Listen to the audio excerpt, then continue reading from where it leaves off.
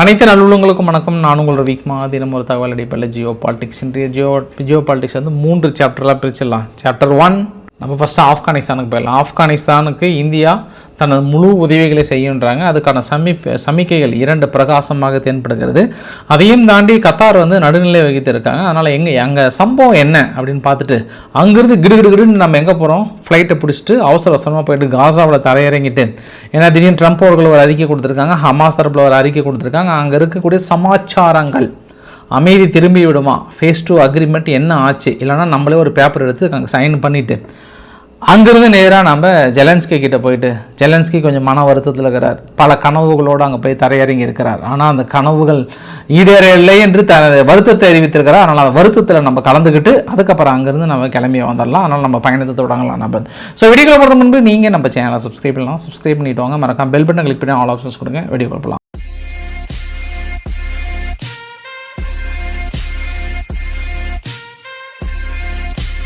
முதல் சம்பவம், நம்ம கருத்தை தாங்கி செல்கின்ற துருக்கி அதிபர் எர்டகன் அவர்களுக்கு ஒரு ராயல் சல்யூட். அதுவும் இந்த தீபாவளி அதுவுமா நம்ம கருத்தை வந்து தாங்கி சென்றிருக்கிறார். அண்டு ஒன்ஸ் அகெயின் அனைவருக்கும் அட்வான்ஸ் இனிய தீபாவளி நல்வாழ்த்துக்கள். ரொம்ப சேஃபாக நிறைய பேர் பயங்கர க்ரௌடோட சொந்த ஊருக்கெல்லாம் நிறைய பேர் வந்து கிளம்பியிருப்பீங்க. அதனால் பார்த்து நிதானமாக சூதானமாக கிளம்புங்க. உங்களுக்கு அதுக்கும் ஒரு வாழ்த்து நான் கொடுத்துறேன். நான் ஆல் தி பெஸ்ட். நல்லபடியாக பயணங்கள் சிறப்பாக அமைய ஒரு எல்லாம் வல்ல இறைவனை நான் வேண்டிக்கிறேன். ஏன்னா ரொம்ப எந்த பக்கம் திரும்பினாலும் பயங்கரமான ஒரு க்ரௌடுங்க, பயங்கரமான ஒரு க்ரௌடு. அதில் கொஞ்சம் சேஃபாக இருந்துக்கோங்க. சேஃபாக பட்டாசு வெடிங்க அப்படின்னு சொல்லிவிட்டு, ஏன்னா நம்ம எப்போவுமே பட்டாசு வெடிக்கிறவங்களை வேடிக்கை பார்த்தாவே நம்ம பட்டாசு வெடித்த மாதிரி, அதனால் பிரச்சனை இல்லை. சரி, நான் சொல்ல வந்த விஷயத்தை சொல்லிடுறேன். அட்வான்ஸ் தீபாவளி நல்வாழ்த்துக்கள் அனைவருக்கும். சரி, துருக்கி அதிபர் எர்டகன் அவர்கள் என்ன சொல்லியிருக்கிறாருன்னா, நம்ம கருத்தை ரொம்ப நாளாக நம்ம சொல்லிருக்கிற கருத்து தாங்கி பிடித்திருக்கிறார். மனிதாபிமானம் அப்படின்றத வந்து எல்லா இடத்துலையும் பரவி இருக்கணும். குறிப்பாக இன்டர்நேஷ்னல் கம்யூனிட்டி ஆர்கனைசர் எல்லாமே வந்து அங்கே சூடானுக்கு தேவையான உதவிகள் எல்லாமே வந்து சஃபிஷியண்ட்டாக இருக்கான்னா இல்லை, பெரிய அளவுக்கு இல்லை. அதனால் ஹியூமனிட்டி அப்படின்னா வந்து எல்லாத்துக்கும் ஒன்று தான், இங்கே கொஞ்சம் அங்கே கொஞ்சம் அப்படின்லாம் கிடையாது. அதனால் சீக்கிரமாக சூடானுக்கு உதவி செய்ய வேண்டிய ஒரு சூழ்நிலை. அதனால் இந்த இன்டர்நேஷ்னல் கம்யூனிட்டிலாம் கொஞ்சம் அங்கேயும் கொஞ்சம் உதவி செய்யுங்கன்றாங்க. அதை தாங்க ஐயா நானும் கேட்டுட்ருக்கேன். இங்கே பாலஸ்தீனத்துக்காக போராடுறவங்க கொஞ்சம் சூடானுக்காகவும் போராடினாங்கன்னா கொஞ்சம் சிறப்பாக இருக்கும் அப்படின்னு ஒரு தாழ்மையான ஒரு வேண்டுகோள். குறிப்பாக அதே யாரெல்லாம் அதுக்கு முன்பு போராட்டம் பண்ணாங்களோ அவங்க மறுபடியும் ஒரு மேடையை போட்டு, என்ன பாவம், நம்மளை ஹியூமனிட்டினா ஒன்று தானே, எல்லா இடத்துலையுமே ஒன்று தானே, அதனால் அங்கே ஒரு போராட்டத்தை பண்ணிவிட்டு அப்புறம் அந்த ஃப்ளோட்டிலியா அந்த பாய்மர படகு மூலியமாக பெரிய அளவுக்கு உதவிகள் என்னதான் இஸ்ரேல் தடுத்தாலும், எங்கள் மீது குறி வைத்து சுட்டாலும், எங்கள் உயிரே போனாலும் நாங்கள் சென்று உதவிகளை செய்வோம் என்று காத்து கொண்டிருக்கிற அந்த ஃப்ளோட்டிலியா டீம், குறிப்பாக கிரெட்டா தன்பர்க் டீம் அவர்களே, செல்லுங்கள் சூடானுக்கு. இன்று அங்கேயும் ஒரு பக்கம் வந்து உதவிகள் தேவைன்னு சொல்கிறாங்க. ஐயா நான் சொல்லலை, துருக்கி அதிபர் எர்டகன் அவர்கள் சொல்கிறாரு.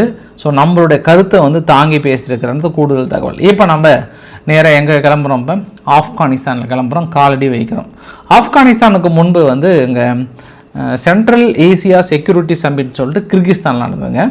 அந்த கிர்கிஸ்தானில் வந்து சிர்ஜுதீன் ஹக்கானி அவர்களை வந்து நம்ம அஜித் தோவல் அவர்கள் வந்து சந்திச்சிருக்கிறாங்க. இந்தியாவுடைய அஜித் தோவல் அவர்கள் ரொம்ப நேரம் அந்த சந்திப்பு நடந்ததாக சொல்லப்படுகிறது. மேற்கொண்டு என்னென்ன உதவிகள் வேணும், உங்களுக்கு எல்லை பகுதியில் என்ன உங்களுக்கு நவீன டெக்னாலஜி, என்ன உங்களுக்கு இம்ப்ரூவ்மெண்ட் வேணும், நாங்கள் என்ன உங்களுக்கு உதவி வேணும், ஒரு பெரிய லிஸ்ட்டு கேட்கப்பட்டதாக சொல்லப்படுகிறது. இதை எப்படிப்பா நம்ம உறுதியாக சொல்லலாம் அப்படின்னா, இன்றைக்கி இந்தியாவோட வெளியுறவுத்துறை அமைச்சர் ஜெய்சங்கர் அவர்கள் வந்து அஃபீஷியலாக நாங்கள் வந்து ஆப்கானிஸ்தானுக்கு எங்களுடைய முழு உதவியை நாங்கள் எக்ஸ்டெண்ட் பண்ண போகிறோம், எல்லா வகையிலும் இந்த உதவி வந்து எக்ஸ்டெண்ட் பண்ண போகிறோம் அப்படின்ற மாதிரி சொல்கிறாங்க.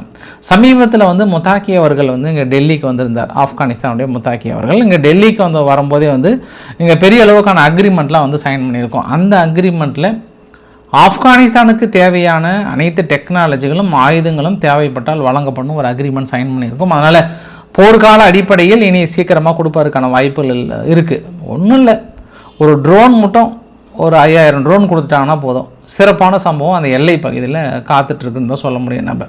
ஆனால் இன்னொரு விஷயங்க, கத்தார் வந்து உள்ளே நுழைஞ்சு வந்து கண்ணுங்களா எதுக்கு உங்களுக்கு சண்டை நண்பர்களே, நம்மளை இப்படி தான் இருக்கணுமா, இங்கே வாங்க அணுகுண்டு பாய்ஸ், உங்களுக்கு என்ன செல்ஃபி பாய்ஸ், நீங்களும் வாங்க அணுகுண்டு பாய்ஸ், செல்ஃபி பாய்ஸ் கையை கொடுங்க, இப்படிலாம் இருந்தீங்கன்னா என்ன ஆகுறது, அண்ணனை பாரு அண்ணனை பாருங்கள், இப்போல்லாம் இருந்தனா என்ன அந்த பூ உலகில் அமைதி வந்திருக்குமா?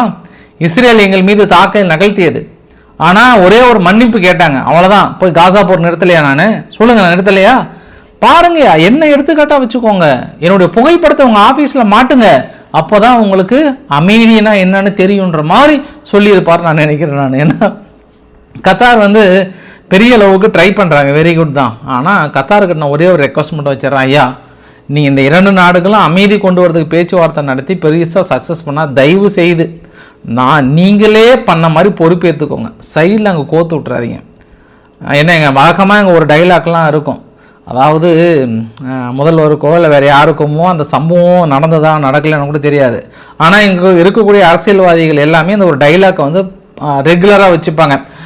மாண்புமிகு முதல்வர் அப்படின்னு சொல்லிட்டு அவர் ஆணைக்கு என்னங்க இந்த செயல் நாங்கள் செஞ்சோம், அவரோட ஆணைக்கு என்னங்க ஒரு செடிக்கு ஒரு செடிக்கு தண்ணி ஊற்றணும், இந்த மாதிரி நிறைய விஷயங்கள். ஐயா நான் தமிழ்நாடு மட்டும் சொல்ல, எல்லா ஸ்டேட்லேயும் இருக்குது. அப்புறம் பிரதமரையும் அந்த பேர் சொன்னாங்க, மாண்புமிகு பாரத பிரதமர் அறிவுறுத்தின் பேர் அப்படின்ற கூட சொல்லுவாங்க. இதெல்லாம் எதற்காகன்னா அது ஒரு அரசியல் டைலாக், அது பொலிட்டிக்கல் டைலாக். அது இதே பொலிட்டிக்கல் டைலாக்கை கொண்டு போயிட்டு நீங்கள் கத்தார் அங்கேயே ஃபிக்ஸ் பண்ணிக்காதீங்க. கத்தாருடைய தந்தை யாருங்க? அங்கே யார்? நாட்டாமை சொல்கிறேன் நான். மாண்புமிகு யார் ட்ரம்ப் அவர்களுக்கு ஆணைக்கிறங்க இந்த போரை நிறுத்திட்டேன்னு சொல்லிட்டேன்னு வச்சுக்கோங்களேன், நாங்கள் செத்தோம், எங்களால் முடியாது ஐயா. இதுக்கு மேலே ஏற்கனவே 8 போர் 8 மாதத்துக்கு நிறுத்தின அந்த ஆள் மறுபடியும் நான் 9வது போர் ஆப்கானிஸ்தானையும் பாகிஸ்தானையும் நிறுத்தணுன்னு ஓடி வந்துடுவார். காது பழுத்து போயிடும் கத்தார். எதனாலும் உங்களுக்குள்ள வச்சுக்கோங்க. ஆனால் இது வெற்றி பெறுமா வெற்றி பெறாதா அப்படின்னா உங்களுக்கு ஒரு 2 குழு கொடுக்குறேன் நான். இந்த பேச்சுவார்த்தையை பொறுத்த வரைக்கும் மறுபடியும் ஒரு டேட் ஏதாவது ஃபிக்ஸ் பண்ணியிருக்காங்களா? நான் தாக்குதல் இப்போதைக்கு நடத்தலை, ஆனால் சைன் எதுவும் பண்ண முடியாது, அக்ரிமெண்ட் எதுவும் எங்களால் கொடுக்க முடியாதுன்னு ஆப்கானிஸ்தான் தரப்பில் ரொம்ப தெளிவாக சொல்லிட்டாங்க. லிமிட்லாம் கிடையாது, நடத்தக்கூடாதான், நடத்த மாட்டோம். இப்போ 48 மணி நேரம் நீங்கள் சாயந்தரத்தோடு முடிஞ்சா அடுத்து 48 மணி நேரம் உங்களுக்கு வேணால் எக்ஸ்டெண்ட் பண்ணுறோம். ஆனால் இவங்க தொடர்ந்து இது எல்லாமே பாகிஸ்தான் நடந்துக்கிறத பொறுத்து தான் அப்படின்னு சொல்கிறாங்க. சரி, உங்கள் மனசுக்குள்ளே ஒன்றும் பிரச்சனை இல்லையே, கத்தார் உள்ளே வந்துருச்சு, இவங்களே எக்ஸ்டெண்ட் பண்ணிட்டாங்களே அப்படின்னாங்கன்னா 2 சம்பவங்களும் நம்மளால் பார்க்க முடியுது. ஆப்கானிஸ்தான் தனது எல்லையில் மறுபடியும் இராணுவ டேங்குகளை கொண்டு போய் குவிக்கிறாங்க. பாகிஸ்தான் வழக்கமாக இந்தியாவோட எல்லை பகுதியில் குவித்து வைக்கப்பட்டிருந்த டேங்கு VT4 அப்படின்ற ஒரு டேங்கை வந்து அப்படியே ட்ரெயின் மூலிமா அந்த பக்கம் ஆப்கானிஸ்தானோட எல்லைக்கு கொண்டு வந்துட்டுருக்காங்க அவசரமாக. ஸோ 2 தரப்புலையுமே வந்து எல்லை பகுதியில் பெரிய அளவுக்கான ஆயுதங்களை குவித்துட்ருக்காங்க. ஆனால் எல்லை பகுதியில் தற்போதைய நிலைமைக்கு எம்டியாக தான் இருக்குது. நம்ம செல்ஃபி பாய்ஸ் எங்கே போனாலும் செல்ஃபி எடுத்து நம்மக்கிட்ட காட்டிடுறாங்க. நண்பர்களே, இங்கே பார்த்தீங்கன்னா இங்கே பாருங்கள், எல்லை பகுதியில் அங்கே யாருமே இல்லை, இதெல்லாம் நம்ம ஏரியா தான். தேவைன்னா இந்த கம்பியை கூட நாங்கள் கட் பண்ணிவிட்டு அந்த பக்கம் போவோம். ஏன்னா அவங்கெல்லாம் பயந்துட்டு ஓடுற ஆளுங்க. ஏன்னா நாங்கள் பேண்ட்டை பிடிங்கிறோன்னு அவங்களுக்கு தெரியும். அதனால் முடிஞ்சால் ஜட்டியோட கூட ஓடிடுவாங்க.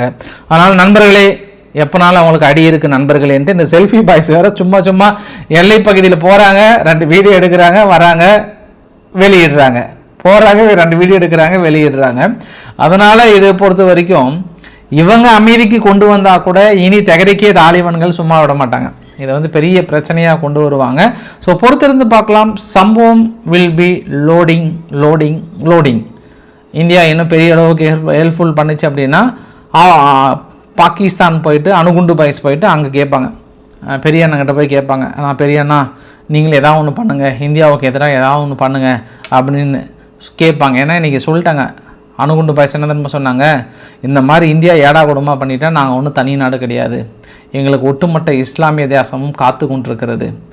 இஸ்லாமிய தேசம் மட்டும் இல்லாமல் எங்களுக்கு எகிப்து இருக்காங்க, எகிப்துன்ற பாருங்க, துருக்கி இருக்காங்க, சீனா இருக்காங்க, எல்லாமே இருக்காங்கன்றதையும் இந்தியா மனதில் வைத்து கொள்ள வேண்டும் அப்படின்னு ஒரு வார்த்தையை சொல்லியிருக்காங்க. ஆனால் இன்றைக்கி இன்னொரு சம்பவமும் நடந்ததுங்க. இஸ்ரேல் வந்து ஈரான் மீது தாக்கல் நடத்தும் போது இம்மீடியட்டாக 3 நாளுக்குள்ளார ஆப்கானிஸ்தானோட அகதிகளை வந்து இம்மீடியட்டாக துரத்திட்டாங்க. உங்கள் மேலே தான் எங்களுக்கு பெருத்த சந்தேகம் மாதிரி கிளம்புங்கன்ட்டாங்க. ஏன்னா நிறைய ஆப்கானுடைய மக்கள் ஒரு சிலர்லாம் பிடிப்பட்டாங்க. ஒரு பெரிய வெஹிக்கிள், அந்த வெஹிக்கிளுக்குள்ளே ட்ரோன் மாதிரிலாம் கொண்டு போனாங்க. திடீர்னு மடக்கி பிடிச்சி கேட்கும்போது அவங்க சிம்பிளாக சொன்னாங்க, எங்களுக்கு ஒரு $20 கொடுக்குறேன்னாங்க, எந்த தகவலும் எங்ககிட்ட கொடுக்கல, இந்த ட்ரக்கு கொண்டு போயிட்டு அங்கே சேர்த்திருங்கன்னு சொன்னாங்க, அவ்வளோதான் எங்களோட வேலை, மற்றபடி யார் கொடுத்தாங்க கொடுக்கல அப்படின்ற மாதிரிலாம் வந்து தெரியல அவங்களுக்கு. இந்த மாதிரியான சின்ன சின்ன விஷயங்களுக்கு வந்து ஆப்கானுடைய அகதிகளை பயன்படுத்துகிறாங்கன்னு ஈரான் கடுமையான கோவப்பட்டு அப்போ நிறைய பேர்த்த வந்து வெளியே அனுப்புனாங்க ஷார்ட் பீரியடில். இப்போ நேற்று திடீர்னு பெசஸ்கியன் அவர்கள் வந்து என்ன சொல்கிறாருன்னா 2 லட்சம் ஒர்க்கிங் விசா ஆப்கானிஸ்தான் சிட்டிசனுக்கு மறுபடியும் கொடுக்குறாங்க. இதுக்கு முன்பு துரத்தின அதே ஆப்கானிஸ்தான் அதே அகதிகளை மறுபடியும் ஈரான் வந்து உள்ளே கொண்டு வராங்க ஒர்க்கிங் விசாவில். ஆக்சுவலாக எல்லா நாடுகளுமே அகதிகள் அனுப்புனாங்கன்னா அது என்ன பிரச்சனை வருது அப்படின்னா, அந்த கட்டிட வேலைகளுக்கோ மற்ற வேலைகளுக்கோ அங்கே ஆட்கள் நிறைய தேவைப்படுது. ரீசெண்டாக நம்ம அமெரிக்காவை கூட பார்த்தோம். அகதிகள் அவங்க அனுப்ப விவசாய தொழில்களுக்கு அங்கே ஆள் இல்லை, பெரிய பிரச்சனையாக இருக்குது. அது பெரிய ஒரு மாற்றத்தை ஏற்படுத்துன்றாங்க. இப்போ நம்மளது எப்படி 100 நாள் வேலை திட்டத்தை கொண்டு வந்து விவசாயம் வந்து டோட்டலாகவே முடிச்சிட்டாங்களோ, அதே மாதிரி அங்கே என்ன சொல்கிறாங்கன்னா அகதிகளை முழுமையாக அனுப்ப விவசாயம் முழுமையாக முடிய போகுது ட்ரம்பாலன்னு ஒரு விமர்சனம் வைக்கிறாங்க. அதனால் இதை உணர்ந்த ஈரான் வந்து ரிட்டர்ன் கொண்டு வராங்க.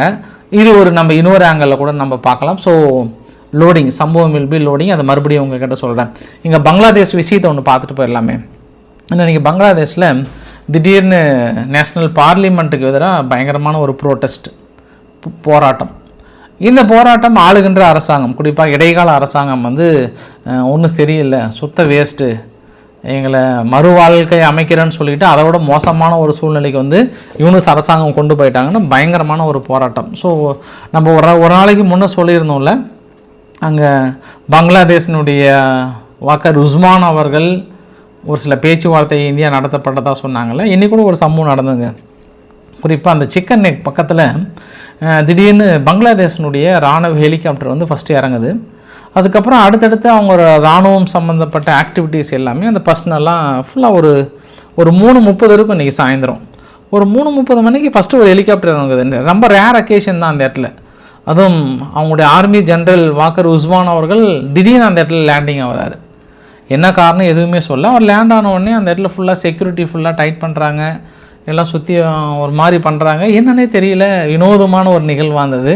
ஸோ அப்புறம் நான் நினச்சிக்கிட்டேன், ஒரு வேளை அங்கே கரெக்டாக மக்கள் வேறு பெரிய போராட்டம் பண்ணுறாங்க, அது இல்லாமல் இவர் வந்து வெளிநாடு போக வேண்டியது ட்ரிப்பு கேன்சல் பண்ணிட்டார், எந்த நேரத்தில் இராணுவ புரட்சி ஏதாவது வந்து விடுமான்ற மாதிரி. என்ன நடந்தது தெரியல, ஏதோ ஒரு வினோதமான நிகழ்வு பங்களாதேஷுக்குள் நடக்குது. மேபி அதை பொறுத்து இருந்து பார்க்கலாம், நம்ம ஏதாவது தவறாக உணர்றோமா, நிஜமாகவே நடக்குதான்னு ஒரு 2-3 நாளில் தெரிஞ்சிடும். ஆனால் எல்லை பகுதியில், இந்தியாவுடைய எல்லை பகுதியில் என்னாச்சுன்னா, 3 பங்களாதேஷியர்கள் திரிபுரா பகுதியில் 15 அக்டோபர் அப்போ வந்து 2 பேர் வந்து இறந்து போயிட்டாங்க. ஒருத்தர் மருத்துவமனையில் கொண்டு போய் சேர்க்கும்போது இறந்து போயிட்டாங்க. அதனால் பங்களாதேஷ் அரசாங்கம் வந்து இந்தியாவுக்கு தனது கடும் கண்டனத்தை தெரிவிச்சுட்டு, உன்னுடைய எல்லை பகுதியில் பங்களாதேஷ்லேருந்து ஒரு 10 கிலோமீட்டர் எல்லை பகுதியில் எங்கள் வீரர்களை வந்து எங்கள் பொதுமக்களை வந்து நீங்கள் கொண்டுட்டீங்க அப்படின்னு பயங்கரமான ஒரு குற்றச்சாட்டு சொன்னாங்க. இந்தியாவுடைய அமைச்சகம் சார்பாக செய்தி தொடர்பாளர் என்ன சொன்னாங்கன்னா, அந்த 3 பேருமே வந்து திருடர்கள், தெஃப்ட். எதுக்காக திருட வந்திருக்காங்கன்னா, இங்கே இருக்கக்கூடிய மாடுகளை திருடிட்டு போகிறதுக்காக வந்திருக்காங்க. மாடுகளை எருமைகளை கரெக்டாக மாடி எருமையும் திருடும் போது கையங்களோரமாக கிராம மக்கள் பிடிக்கிறாங்க. அப்படி கிராம மக்கள் பிடிக்கும் போது வெளுன்னு வெளுத்துருக்காங்க. அடித்து அடியில் 2 பேர் வந்து ஸ்பாட்டில் இறந்து போயிருக்காங்க. மீதி ஒருத்தன் வந்து படுகாயம் அடைந்திருக்காங்க. இதை கேள்விப்பட்ட உடனே அங்கே இருக்கக்கூடிய காவல்துறை வந்திருக்கிறது, தனது கட்டுப்பாட்டுக்கு எடுத்திருக்கிறது, அவங்கள மருத்துவமனைக்கு சேர்த்துனாங்க. அவர் இறந்து போயிட்டார். இது வந்து எங்கள் தப்பு இல்லை, உங்கள் எல்லை தாண்டி திருட வந்தது தான் தப்பு. மறுபடியும் உங்கள் சிட்டிசன் இறக்காமல் இருக்கணும் அப்படின்னா அந்த எல்லை பகுதியில் ஃபென்சிங் போடணும், அதை நீங்களும் ஹெல்ப் பண்ணணும், நீங்களும் உறுதுணையாக இருந்தால் மட்டும்தான் எங்களால் அந்த ஏரியாவை எங்களால் செக்யூரிட்டி கொண்டு வர முடியும். இல்லைனா இது கொஞ்சம் ரிஸ்க்கு தான்ற மாதிரி பதிலடி கொடுத்துருக்காங்க. இல்லை பாகிஸ்தான் பொங்கி எழுதோ, இல்லை இதுக்கப்புறம் பாகிஸ்தான்ற பாருங்கள், ஏன் என்னன்னு தெரியல, அணுகுண்டு பாய்ஸ் ஞாபகமாகவே இருக்குது. பங்களாதேஷ் பொங்கி எழுதா இல்லை அமைதியாக இருக்காங்களான்றதை பார்த்துடலாம். இப்போ நம்ம விறுவிறுன்னு எங்கே கிளம்புற காசாவுக்குள்ள கிளம்பிடலாம். காசாவில் என்ன பெரிய விஷயம்னா, ஹமாஸுக்கு வந்து இன்றைக்கி பெரிய எச்சரிக்கை ஒன்று கொடுத்துட்டாங்க. ஹமாஸ் ஆயுதங்களை போட்டுருங்க, நம்ம டீல் படி என்ன, அந்த டீலுக்கு வாங்க, நீங்கள் அங்கே அப்பாவி மக்களை கொன்னீங்க அப்படின்னா நாங்கள் உங்களை கொல்ல வேண்டியது இருக்கும்னு யார் சொல்கிறது? ட்ரம்ப் சொல்கிறாரு. நீங்கள் அப்பாவி மக்கள் அங்கே கொன்னீங்க அப்படின்னா நாங்கள் உங்களை கொண்டுருவோங்க அப்படின்றாங்க. இன்று கூட பாங்க காசாவுக்குள்ளார ஒரு சில ரிப்போர்ட்லாம் வந்தது. நசர் ஹாஸ்பிட்டலில் ட்ரீட்மெண்ட் எடுக்கிற ஒரு சில நபர்கள்லாம் வந்து விசாரணை என்ற பேரில் ஹமாஸ் கொண்டு போயிட்டு இவங்கெல்லாம் ஸ்பையாக இருப்பாங்கன்ற பேரில் வந்து திடீர்னு எக்ஸிக்யூட் பண்ணுறாங்க, அதாவது சுட்டுக்கொள்கிறாங்க. இது தொடர்ந்து இந்த நிகழ்வு வந்து நடந்துகிட்டே தான் இருக்குன்ற கூடுதல் தகவல். ஏன்னா அந்த மக்களை காப்பாற்றுறதுக்காக தான் நீங்கள் வந்திருக்கின்ற ஒரு கூடுதல் தகவல். ஆனால் ஹமாஸ் வந்து என்ன சொல்லியிருக்காங்கன்னா, அல்-குவாசம் பிரிகேடர் சார்பாக அந்த முகத்தை ஃபுல்லாக இது பண்ணிட்டு அவங்க ஸ்டைலில் வந்து இஸ்ரேலுக்கு இறுதி வார்னிங் கொடுக்குறாங்க. இஸ்ரேலுக்கு வந்து 2 ஆப்ஷன் தான். ஒன்று, இந்த லேண்டை விட்டுட்டு ஓடணும், இல்லையா இங்கேயே புதைப்பட்டுருவீங்க. Choose is yours. இஸ்ரேலில் சொல்கிறாங்க. ஹமாஸ் இப்போ வந்து இப்போ அந்த தான் இப்போ லாஸ்ட்டாக உங்களுக்கு சூஸ் இஸ் யுவர்ஸ், நீங்கள் தான் சூஸ் பண்ணிக்கணும். இந்த மண்ணை விட்டு குடுகுடு என்று ஓடுகிறீர்களா, இல்லை இந்த மண்ணிலே புதை கொண்டு இறக்குறீர்களா? முடிவு உங்கள் கையில் இருக்குது. நீங்கள் எங்களை மிரட்டணும் அவசியம் இல்லைன்ட்டாங்க. அப்படின்னா நீங்கள் முடிவு யார் கையில் இருக்குன்றது பாருங்கள். ஆனால் ஹமாஸ் வந்து ரொம்ப கிளியராக சொல்லிட்டாங்க, நாங்கள் ஆயுதங்கள்லாம் போட்டு சரண்டர் ஆக முடியாது. எங்களோட கோரிக்கை முதல்ல பாலஸ்தீனத்துக்கு தனி நாடுக்கான கோரிக்கையை நீங்கள் அனௌன்ஸ் பண்ணுங்கள். 2வது, இந்த மீதி இன்னும் 40% இருக்குல்ல, அங்கேருந்து வெளியேறுங்க. முழுமையான சுதந்திரம் உணரப்பட்டால் மட்டுமே தான் நாங்கள் ஆயுதங்களை போட்டு சரண்டர் ஆகுங்க, இல்லைனா நாங்கள் ஆகுவதற்கான வாய்ப்புகளே இல்லைன்றாங்க. ட்ரம்ப் அவர்கள் ஆகுன்றாங்க. இப்போதைக்கு ஃபேஸ் 2க்கான அக்ரிமெண்ட்டுக்கான வாய்ப்புகள் இல்லை. மேபி இந்த இன்னும் ஒரு மாதம் வளன்னு இழுத்தா கூட அதிகபட்சம் டிசம்பருடைய ஃபஸ்ட் வீக்கு மறுபடியும் இஸ்ரேல் உள்ள நுழைஞ்சு தாக்கல் நடத்துறதுக்கான வாய்ப்புகள் நிறைய தென்படுகிறது. அப்ராக்சிமேட்டாக ஒரு 500 புல்டோசர் தேவைப்படுதான் அங்கே இருக்கக்கூடிய உள்ள முனிசிபாலிட்டிக்கு. ஆனால் மிக குறைந்த அளவுக்கான புல்டோசர்ஸ் தான் உள்ளே அனுப்புகிறாங்க. அங்கே எகிப்து தரப்புலேயும் வெயிட் பண்ணுறாங்க வெளியில் நின்று. ஆனால் அதுவுமே அனுப்ப முடியலன்ற மாதிரி சொல்கிறாங்க. காசாவுக்கள் என்ன சொல்கிறாங்கன்னா, போதுமான உதவிகள், அதாவது சீஸ்பயர் நிறுத்தினதுக்கு அப்புறமும் வந்து இதுக்கு முன்னாடி இருந்த என்ன சூழ்நிலையோ அதையே தான் எங்களால் உணர முடியுது. அதை உதவி செய்கிறதுக்காக துருக்கியினுடைய டீம் வந்து வெளியில் வெயிட் பண்ணுறாங்க. ஆனால் அவங்கள வந்து குறிப்பாக உள்ளே அலோவ் பண்ணல. யார்? இஸ்ரேல் வந்து அலோவ் பண்ணவே இல்லை. வேர்ல்டு ஃபுட் ஆர்கனைசேஷன் என்ன சொல்கிறாங்கன்னா, எங்களால் உணவுப் பொருட்களை கொண்டு போய் சேர்த்த முடியல, ரொம்ப ஸ்ட்ரகிளாக இருக்குது, அங்கே உணவு பொருள் இல்லை, வாட்டர் இல்லை, எசென்சியல் மெடிக்கல் சப்ளையை வந்து கொடுக்க முடியலன்றாங்க. ஐயா, வேர்ல்டு ஹெல்த் ஆர்கனைசேஷனாக இருக்கட்டும், இந்த டீம் வந்து போதும், சீஸ்பயர் அனௌன்ஸ் பண்ண அடுத்த நாளே 3 மாதத்துக்கு தேவையான உணவுகள் எங்ககிட்ட இருக்குது, நாங்கள் கொடுத்துக்குறோன்றீங்க. இப்போ மறுபடியும் ஃபேஸ் 2 அக்ரிமெண்ட் கேள்விக்குறியாக வருதானோடனே மறுபடியும் இந்த டைலாக்கை சொல்கிறீங்க. ஒன்றும் புரிஞ்சிக்க முடியல நம்மளால். ஆனால் அங்கே உண்மையிலே உள்ளக்கூட சூழ்நிலை என்னென்னா, உணவுப் பொருட்களோ மற்றதே வந்து டைட் பண்ணிக்கிட்டாங்க இஸ்ரேல் டைட் பண்ணுவதற்கான காரணம் என்னென்னா, இறந்த உடல்கள் வந்து எங்களுக்கு சரியாக கொடுக்கலன்றாங்க. ஹமாஸ் தரப்பில் என்ன புலம்புறாங்கன்னா, ஆல்மோஸ்ட் ஒரு 120க்கு மேலே பாடி வந்து இன்றைக்கி எடுத்தாங்க. அந்த 120 பாடியுமே வந்து ரெட் கிராஸ் மூலயமா வந்து நீங்கள் செக் பண்ணி எடுத்துக்கோங்க. ஏன்னா இப்போ மற்றபடி இருந்தால் கூட அவங்களுக்கு ரெஃப்ரிஜிரேட்டர் மீதி ஃபெசிலிட்டிஸ் இருந்ததுன்னா அந்த உடல்களை சேமித்து வைப்பாங்க. அங்கே இருக்கிறதே வீட்டில் இருக்கிற ரெஃப்ரிஜிரேட்டரை யூஸ் பண்ணுறதே பெரிய ரிஸ்க்காக இருக்குது. அப்படிங்கும்போது எந்த உடலில் அவங்க சேமித்து வைப்பாங்க? மீதி இல்லாமல் அழுகிய நிலையில் அது எப்படி அவங்க கொடுக்குறதுன்னு தெரியல. ஆனால் இஸ்ரேல் என்ன சொல்கிறாங்கன்னா, எங்களுக்கு 24 வர வேண்டியது 4 கொடுத்துட்டீங்க, இன்னொரு அடிஷ்னலாக ஒரு 6 வந்து சேர்ந்துருச்சு, எங்களுக்கு இன்னொரு 14 பக்கம் பெண்டிங் வரல, அந்த 14 கொடுத்துட்டு நீங்கள் உணவுப் பொருட்களை உணவுப் பொருட்களோ மீதியை நீங்கள் உள்ளே வாங்கிக்கோன்றாங்க. இங்கே ஹமாஸ் தரப்புலையும் பாலஸ்தீன் தரப்புலையும் மண்டே பிச்சுட்டு இருக்கிறாங்க. ஐயா, நாங்கள் எந்த பாடிங்க ஐயா கொடுக்குறது? இதுக்கப்புறம் எங்களால் அதை தேடி எடுக்க முடியாதுன்றாங்க. நீ காலையிலேருந்து ஒவ்வொரு கட்டிட கழிவுலாம் அகற்ற 150 உடல்கள் எடுக்கப்பட்டதாக சொல்கிறாங்க. அது எல்லாமே தனித்தனி பார்ட்ஸாக இருந்து எப்படி இவங்களால் கரெக்டாக கொடுக்க முடியும்? சரியான செக்கு இந்த இடத்துல யார்? இந்த ஹமாஸால் கொடுக்க முடியாது. எந்த கட்டடத்துக்கு அடியில் இருக்கிறாங்க, அது எப்படி எடுக்க முடியும்? சுத்தமாக தெரியல. ஆனால் இஸ்ரேல் எனக்கு தெரியாதுப்பா, நாங்கள் டிஎன்ஏவோ டெஸ்டிங் வச்சுப்போம், நீங்கள் அனுப்புனது டிஎன்ஏ டெஸ்ட் எடுத்து பார்க்குறாங்க, மேட்ச் ஆனால் எடுத்துக்கிறாங்க, இல்லைனா இல்லை. ஏன்னா இன்றைக்கி நெதன்யாகு அவர்கள் வந்து ரொம்ப உருக்கமாக சொல்லியிருக்கிறார், இவங்களுடைய தியாகம் வந்து என்றென்றும் போற்றப்படும், இவங்கெல்லாம் நம்மளுடைய ஹீரோக்கள், இறந்தவங்களை சொல்கிறாங்க. ஏன்னா இறந்த உடல்கள் இன்னும் கிடைக்கல, நிறைய பெற்றோர்கள்லாம் வெயிட் பண்ணிகிட்டு இருக்காங்க. அதனால் அவருடைய தியாகங்கள் நிச்சயம் போற்றப்படும், அவருடைய உடல்கள் முழுமையாக உங்களிடம் ஒப்படைக்கப்படும், இல்லை என்றால் மறுபடியும் நாங்கள் தாக்கல் நடத்துவோன்றாங்க. இந்த இடத்துல கொஞ்சம் ரிஸ்க்கு தான், ஹெவிலி ரிஸ்க். உள்ளே வந்து பேச்சுவார்த்தை நடத்துகிறவங்களே மண்டையை குழம்பிட்டு போயிடுவாங்க. எங்கேருந்து எடுக்க முடியும் உடல்களை அப்படின்றதான் கேள்விக்குறி. ஆனால் இவங்க பதிலுக்கு பாலஸ்தீனுடைய நிறைய பேர் பிடிச்சிட்டு போனாங்க இல்லையா, விசாரணை கைதிகளாக, அதை ரிட்டர்ன் பண்ணதில் ஆப்கானிஸ்தான் என்ன எனக்கு ஃபுல்லாக மைண்டு ஃபுல்லாக இவங்க அணுகுண்டு பாய்ஸும் செல்ஃபி பாய்ஸுமே வருது. ஃபுல்லாக பாலஸ்தீனத்துக்குள்ளே என்ன சொல்லிட்டாங்கன்னா, காசாவுக்குள்ளார நிறைய ஆர்கன்லாம் வந்து திருடி இருக்காங்க, நிறைய ஆர்கன் எடுத்துட்டாங்க அப்படின்ற ஒரு குற்றச்சாட்டை சுமத்துறாங்க. இன்றைக்கி காலையில் ஒரு சம்பவமும் சாயந்தரம் ஒரு சம்பவம், ராஃபா எல்லை பகுதியில் ஒரு ட்ரோன் மாதிரி, அந்த ட்ரோனுக்குள்ளே ஒரு பெரிய பாக்ஸ் ஒன்று கட்டி அதில் ஆயுதங்களை இந்த எகிப்து எல்லையிலேருந்து காசாவுக்குள்ளே அனுப்ப ட்ரை பண்ணுறாங்க. அது ரெண்டையும் சுட்டு வீழ்த்திட்டாங்க. ஆனால் யார் அனுப்புனாங்கன்னு தெரியல. எகிப்துக்கிட்ட கம்ப்ளைண்ட் கொடுத்தா எகிப்து வந்து கம்ப்ளைண்ட் எடுத்துக்கல. அதனால் மறுபடியும் இஸ்ரேல் என்ன சொல்கிறாங்கன்னா, எகிப்த் ராஃபா எல்லை பகுதியில் எங்கள் கட்டுப்பாட்டுக்குள்ளே கொண்டு வந்தது சால சிறந்தது, நீங்கள் தொடர்ந்து நீங்களே உதவி பண்ணுறீங்களான்ற சந்தேகம் வருது, கொஞ்சம் கேர்ஃபுல்லாக இருந்துக்கோன்னு எச்சரிக்கை. லெபனான் பகுதியில் நேற்று இரவு நடத்திய தாக்குதல், இரவை பகலாக்கிய தாக்குதல். மேபி ஆயுத குடோன்கள் வைத்திருப்பாங்கன்னு நினைக்கிறேன் ஹெஸ்புல்லாவுடைய ஆயுத குடோன்களை மறுபடியும் மிகப்பெரிய அளவுக்கான தாக்கரை நிகழ்த்தியிருக்காங்க.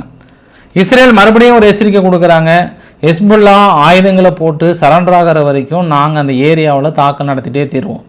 தொடர்ந்து அந்த ஏரியாவை நீங்கள் கிளியர் பண்ணணும் வந்தீங்கன்னா கூட கண்டிப்பாக அடிப்போன்றாங்க. ஏன்னா ஒரு 2 வாரத்துக்கு முன்பு கூட இந்த சீஸ்பயர் ஏற்படுத்தமாக என்ன பண்ணிட்டாங்க, ஒரு 30-40 புல்டோசர் கொண்டு வந்து நிறைவேட்டு அப்பா இங்கேயும் முடிஞ்சதுன்னு நினச்சாங்க. ஆனால் புல்டோசர் எல்லாத்தையும் அடிச்சிட்டாங்க இஸ்ரேல் என்று பெரிய அளவுக்கு வார்னிங் கொடுத்து என்ன கேள்வி கேட்குறாங்கன்னா, இப்போ இந்த ஐநா யூனிஃபீல்டு இருக்காங்கல்ல அமைதிப்படை குழு, அமைதிப்படை குழுவே என்ன நீங்கள் வந்து சென்ட்ரலில் பார்த்துட்ருக்கீங்க, இவ்வளோ ஆயுத குடோன் எப்படி வந்திருக்கும், என்ன வந்திருக்குன்னு கேட்குறாங்க.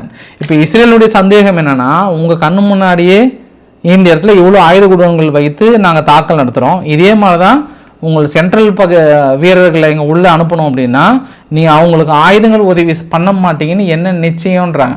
அதனால் அமெரிக்க வீரர்களே முழுமையாக களம் இறக்க போகிறாங்களா அப்படின்னு தெரியல.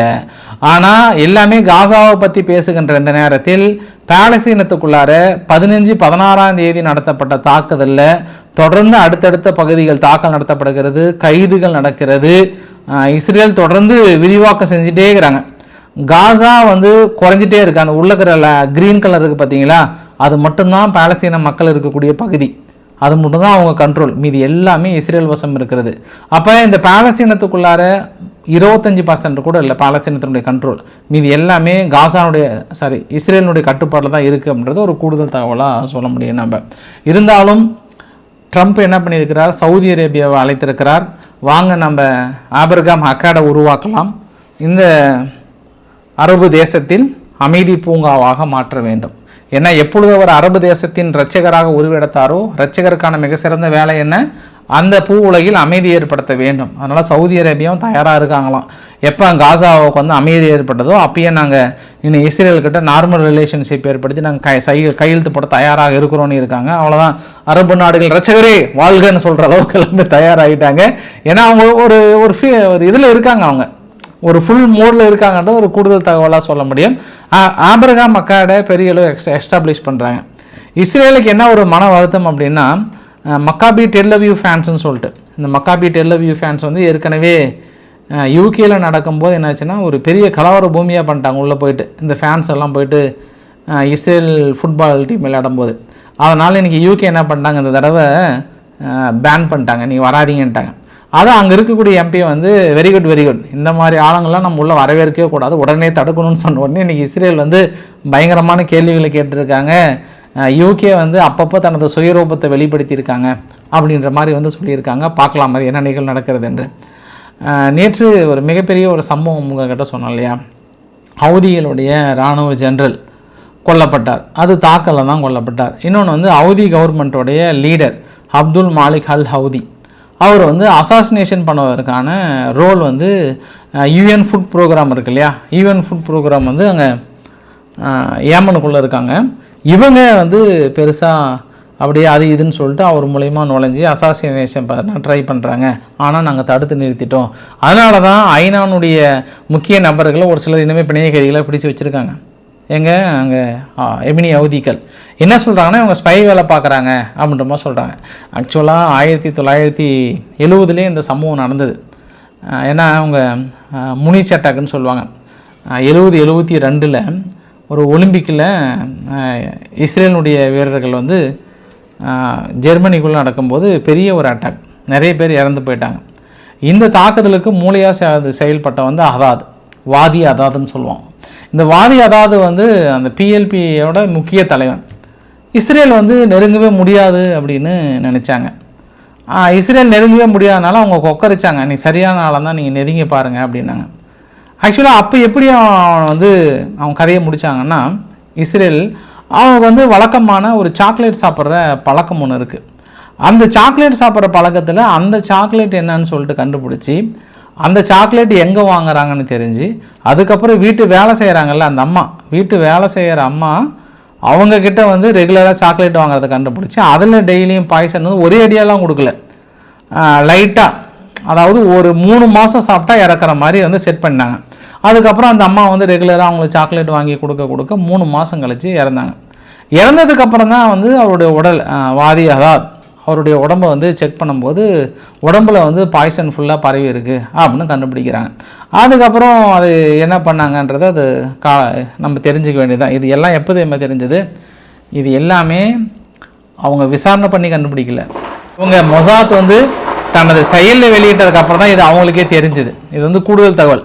இப்போ இதே சம்பவம் தான் எமினி அவதிகளுக்குள்ளாரே நடந்திருக்குமோ, மேபி பாதிக்கு மேலே அவருக்கு சென்றிருக்குமோ. ஏன்னா அவர் சாப்பிட்ற காய்கறிகள் மீதி எல்லாத்துக்கும் ஏதாவது கொடுத்துருப்பாங்களா, டெஸ்டிங்கில் ஏதாவது கண்டுபிடிச்சிருப்பாங்களான்னு தெரியல. திடீர்னு எமினி அவதிகள் கொஞ்சம் பதறி இருக்காங்க. அதாவது அவருக்கு ரீசெண்டாக என்னாச்சுன்னா அப்துல் மாலிக்கு வந்து கொஞ்சம் உடம்பு சரியில்லைன்னு கேள்விப்பட்டேன் ஒரு 3 நாள் முன்னாடி. அப்போ ஏதோ டெஸ்டிங் எடுக்கும்போது மேபி உணவில் ஏதோ சம்திங் இருந்திருக்குமோன்ற மாதிரி வந்து அவங்க சந்தேகப்படுறாங்க. அதனால் உடனே செக் பண்ணிவிட்டு மீதி எல்லாம் ரொம்ப பரபரப்பாயிட்டாங்க. மேபி மொசாத் அடுத்த வேலை என்ன பண்ணுறாங்களா என்னன்னு தெரியல.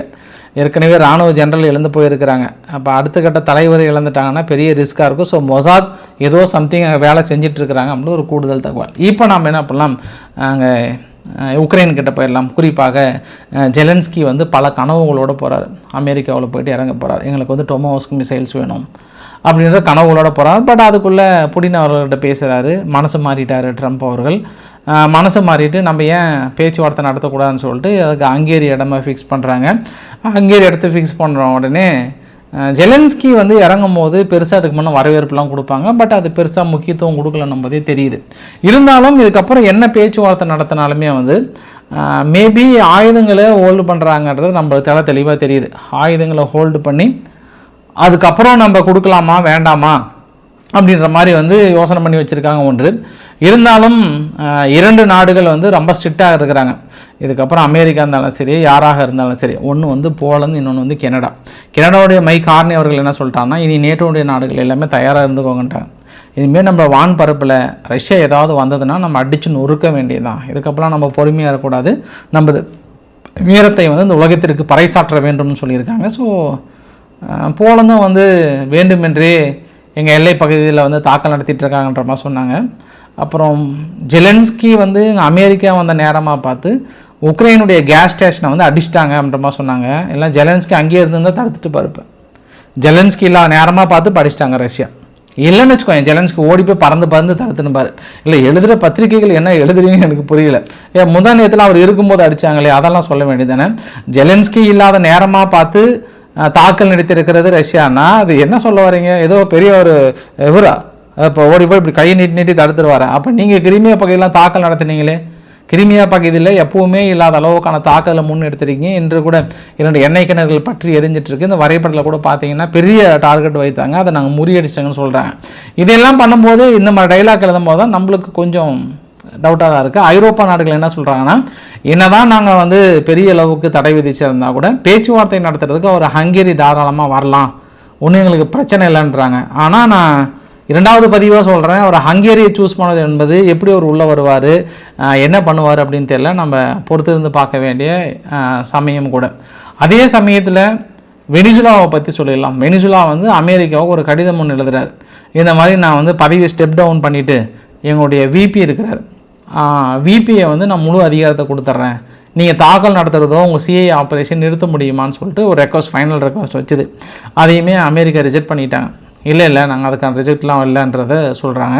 ஏன்னா இந்த வரைபடத்தை பார்க்குறீங்கள, செப்டம்பர் 2ஆம் தேதி ஒரு போட் மீது தாக்குதல், 15ஆம் தேதி, 19ஆம் தேதி, 3ஆம் தேதி, அக்டோபர் 14, அக்டோபர் 16, இது எல்லா நாளுமே இப்போ ரீசெண்டாக இன்றைக்கி காலைல கூட ஒரு ரிப்போர்ட் கிடைச்சது. ஒரு பெரிய ஒரு போட் மீது தாக்கல் நிகழ்த்தியிருக்காங்க. அதுவுமே ட்ரக் ஆர்டர்னு சொல்கிறாங்க.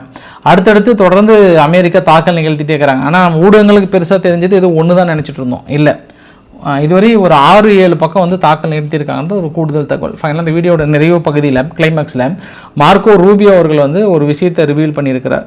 அதாவது நியூக்ளியர் ஃபெசிலிட்டிஸுக்கு மேலே சந்தேகத்துக்கிடமாக யூஎஃப்ஓ வந்து பறந்துருக்கான். மேபி ஏலியன்களாக இருக்குமோ அப்படின்ற மாதிரி வந்து ஷாக்கிங்காக சொல்கிறாங்க. சரி, ஓகே. தூக்கத்துலேருந்து எழுந்து பேசினாரா இல்லை நைட் டைமில் பேசினாரான்னு கேட்டுறாதீங்க. நிஜமாகவே சீரியஸாக தான் பேசுகிறாரு. சந்தேகத்துக்கு இடமான எங்களுடைய நியூக்ளியர் சயின்டிஸ்ட் பக்கத்தில் வந்து யூஎஃப்ஓ வந்து பறந்துட்டுருக்கு அப்படின்ற ஒரு தகவலையும் வந்து சொல்லியிருக்காங்க. பொதுவாகவே ரஷ்யா மீது பொருளாதார தடை போகிறதுனால மட்டும் அவங்க பொருளாதாரம் குலையிலையாம். நாங்கள் அடித்த அடியில் தான் அவங்க பொருளாதாரம் காலியாக இருக்குன்னு சொல்லிட்டு இன்றைக்கி உக்ரைன் வந்து கொக்கரித்து கொண்டிருக்கிறது. பொருளாதாரம் காலியாகுதோ இல்லையோ, நான் இந்தியா கிட்ட ஒரே ஒரு ரெக்வஸ்ட் மட்டும் வச்சுக்கிறேன். ஐயா, குரூட் ஆயில் வரலாற்றிலே இல்லாத அளவுக்கு விலை குறைஞ்சி போச்சு. இன்றைக்கி ஃபைனலாக இப்போ ரேட் எவ்வளோ பார்த்தீங்கன்னா 56.93 குரூட் ஆயில் பேரலுக்கான ரேட்டு. ஆனால் ட்ரம்ப் அவர்கள் வந்து தெரிந்தோ தெரியாமலோ வந்து பெரிய அளவுக்கு உதவி பண்ணிட்டார். ஏன்னா குரூட் ஆயில் ஃபுல்லாக டவுன் ஆகிடுச்சு, தங்க விலை ஏறி போச்சு. சரி, தங்க விலை ஏறினாலும் அது ஒன்றும் பிரச்சனை இல்லை. பட் இந்த குரூட் ஆயிலோட விலை வந்து சாமானிய மக்களுக்கு பயனுள்ளதாக இருந்தால் ரொம்ப நல்லாயிருக்கும்னு நான் நினைக்கிறேன். வேறு ஒன்றும் இல்லை. ஏன்னா தொடர்ந்து எண்ணெய் நிறுவனங்கள் லாபம் அடைவது என்பது நாட் குட் அப்படின்னு என் மனசுக்குள்ளே பர்சனலாகவே தோண ஆரம்பிச்சிருச்சு. அது ரியல் ஃபேக்ட்டுமே கூட. இதுக்கு முன்னே குரூட் ஆயில் வந்து 80, 90, 110 இருந்ததெல்லாம் குறைஞ்சி வந்துருச்சு. ரொம்ப வருஷமாக ஒரு வருஷத்துக்கு மேலாவே லோவாக தான் இருக்குது. இப்போல்லாம் $56 வந்துருச்சு. தைரியமாக குறைக்கலாம் நீங்கள். அதே தீபாவளி அதுவுமா பரிசே நீங்கள் அனௌன்ஸ் பண்ணலாம். அது வந்து நான் என்னோடய ஃபைனல் ரெக்வஸ்ட்டாகவே வைக்கிறேன். நான் இது வெளிப்படையாகவும் சொல்கிறேன். நான் ஏன்னா $56 வந்திருக்கு. இதுக்கப்புறம் ஏறினா கூட நீங்கள் ஏற்றிக்கோங்க. பட் ஆனால் ஃபிக்ஸ்ட் ஆகிறது இன்னும் கொஞ்சம் தீபாவளி பரிசு கொடுத்தீங்கன்னா கொஞ்சம் நல்லாயிருக்கும் நான் எதிர்பார்க்குறேன். நான் அந்தளவுக்கு விலை குறைந்து விட்டது என்பது கூடுதல் தகவல். ஸோ பிடிச்சிருந்தால் லைக் பண்ணுங்கள், ஃப்ரெண்ட்ஸுக்கு ஷேர் பண்ணுங்கள், சப்ஸ்கிரைப் பண்ணுங்கள். ரவிக்குமார், சோமச்சல். நன்றி, வணக்கம்.